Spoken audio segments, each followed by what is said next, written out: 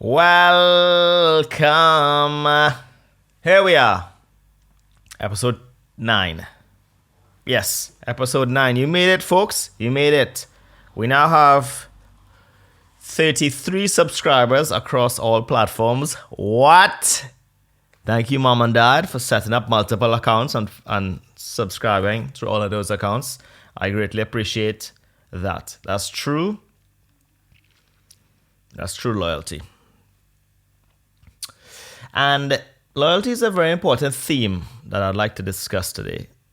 Because these hoes ain't loyal. I mean, that's not true. I shouldn't say that. I shouldn't even use that word. In Trinidad, I don't know if the kids do it because the kids are a bit more sensitive. But we used to call dancing ladies hoes. Right? Which is, I think that's a bit degrading. Sex workers? No, but they're not. They're just dancing. They're theater. They're from the theater. They're performing from the theater. It's Monday, as always. I got a little haircut. Oh yeah, look at the curls. Look at the curls. I told them, get rid of all the rubbish. Get rid of 2022. Ugh. They say you grow 6 inches in a year. So I told him, take off that 6 inches. Take it off right now. So he did, I think. Look at the beautiful locks. I don't think it's a mullet, but some people have been saying that it is a mullet, and that's fine. I don't have anything against the mulleted individuals. Most of the people have been bald, affluent whites, balls, who have been making negative comments about a mullet. But it keeps your wife in check. It keeps your wife in check. Happy wife, happy life. But I think your husbands have to be happy sometimes too. And we all know there's only one thing that keeps the husbands happy.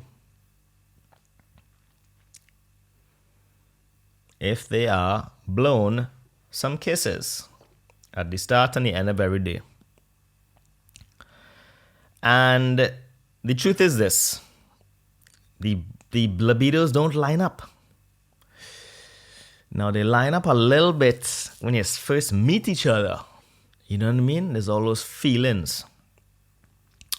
When you're a teenager, you know, the feelings first start.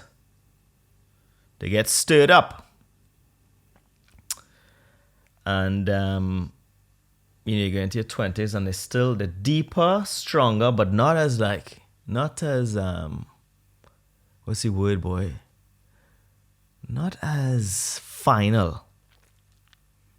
I've talked about this before. But when you're a teenager, everything just seems to have all this weight on it. You know what I mean? You can't wait to see your girlfriend again. You can't wait, whatever. You start making love. Let's make love. Let's make love. But then you get into your 20s. And it's a little bit, I don't know, maybe it's nicer. You learn techniques. You don't really know what you're doing in your teens. Well, some of us don't.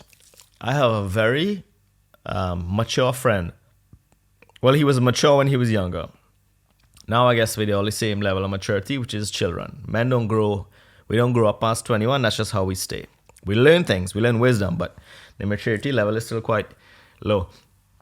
Shout out to man like Spanish, who in Form 1 brought I can't even call it an article. What would it have been in, what year was that? 1998, okay? It was probably his friend, somebody wrote it and then just circulated it around. I didn't even think I had an email address back then. And it was how to be nice to a woman with your mouth down there. It was how to be a gentleman. Because before you start, you kind of think like, oh, it's like a little penis down there. You gotta go at it like a madman. You have to punish that thing like you've been punishing yourself, but it's quite different. It's a love-making situation. But he brought in I'll never forget, he printed it out. And me and him sat next to each other and memorized all of these steps. Some of these steps I still use to this day. But most of it was, the overarching theme was don't be a pervert. You know what I mean? To go in there like, you know what I mean? Like you're trying to punish somebody for something they did. You know what I mean? It's just part of the body and they didn't mean to come out so sensitive. And if you get on the right side of that, the gates of heaven open up. But so you learn those things in the hopes that you get so good that no woman will ever not want to make the love. But you get married, you have kids, slows down a little bit. But still had to do your duties. It's and men will do anything really just to have access to that goodness. We'll do whatever it takes. We will do whatever it takes. It's just different. And women, God bless you, especially the young women that I speak to, they roll their eyes when I tell them that men and women's libido is different. It just is. It just is. Men are disgusting in certain ways. Not to each other. We think we're normal. This is how we're born. When I was 9 or 10, can't be that young. 11 or 12. I was in the last year of primary school, but I was so dumb that I stayed down a year in primary school. That is how dumb I was. Holy Lord. Now I know it's because I was actually too smart. And they kept me down because they felt all the other students threatened. I mean, I was getting like C's and D's in primary school. I was not applying myself, let's say. Maybe it wasn't built for me. I had different skills. Anyway, just let me tell you, this should show you how men and women are different, okay? A buddy comes in. We'll call him Chad because that was his real name. And he says, boy, my cousin just told me something over the weekend. This was Monday morning, you know what I mean? You're gathering together. There's no social media. There's nobody calling each other to figure out how your weekend going. Say, hey, only gossip. Monday morning before school, and then break time, you get a little middle gossip, and then lunchtime, you have to play some football or whatever. So you really like those kind of few minutes before school start, and then that little 50-minute break between periods, whatever it was, 4 and 5 or 2 and 3, whatever it is. He says, I mean, this is true. He said his cousin told him if he wants to, he has an apparatus that he could set up that feels just like a woman. Okay, and what you do is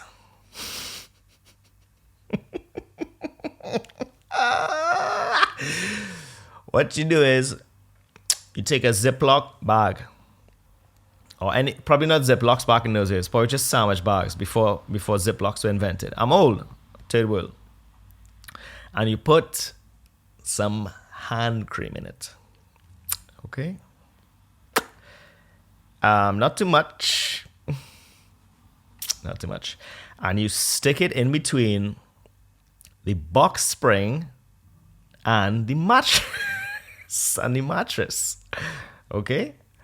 And you make love to that. Now, if you were lucky enough to live in a house where you had your own bedroom, that might have been a bit easier. But I didn't. I'd bunk beds with my brother. I don't know, maybe I had my own room by then. But anyway, after he tells us this, all of us bust out laughing. Your cousin should be arrested. He's a disgusting pervert. They should lick him down. But I guarantee you, every one of those boys went home and made love to their mattress. I guarantee you, because that is how thirsty the males can become. And when women do things that makes us feel good in that way, we will whatever. You know what I mean? I mean, look at Shakira. God bless her. She's probably one of the most gorgeous women on the face of the earth. Has a trance-inducing way of moving her hips, which everybody, man, woman, and child, can do in Trinidad, by the way.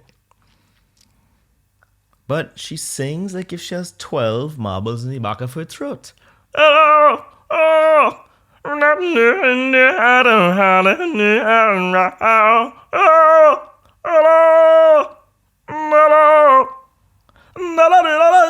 so,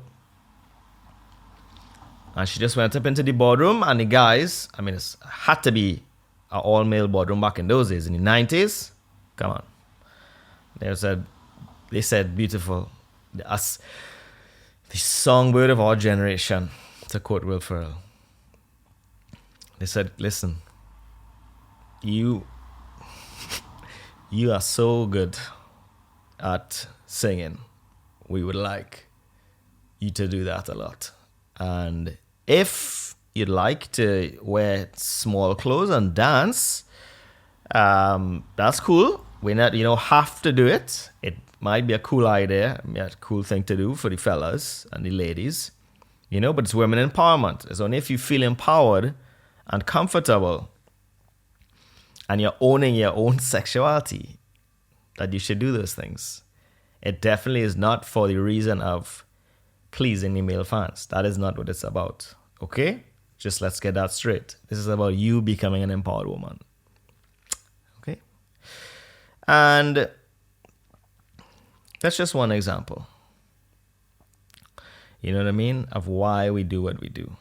We're driven by food and love. And the problem is, and this is true, a man's heart is so much bigger than a woman's, unfortunately, physically and figuratively. There's so much love that we could hold in our hearts. And that is why so many men cheat, because they've given their family, their wife and their children, all the love that they could handle. The cups are overflowing. They are overflowing. Right? But there's still 16%, 17% of love in that heart. And so they find a young lady who, she can't even take that whole 16, 17%. Her cup overflowing too. So we still out there servicing a random bartender named Candice, Candy for short. And her cup's full too. And what's wrong with everybody's cup being full? What is the problem with that? If somebody was hungry looking outside and they're walking down the streets and they look inside, happy family, everybody is eating, everybody's having a, laughing, oh daddy, this is succulent, perfect medium rare, dad. Yeah, these eggs and cooked, perfectly cooked, dad. But there's all this leftover food on the table. And this poor lady's outside and she's hungry. Can we not feed her too? Everybody, the only people who could eat is the people inside this house. All right, and that is what we think. When we don't do it because of social norms, we behave ourselves. But just know that we go wrong with a heart, three quarters of the love. So that extra love just banging around in there, banging around inside the body. And where does it go? It goes to your crotch. It lightens the loins, throws super inflammable embalming fluid or whatever it is that's very, very flammable. And so that's why we walk around with all this. And we're carrying that burden, We're carrying that burden. We're not asking for any help to carry that. We just walk around knowing that our wives and children full of love.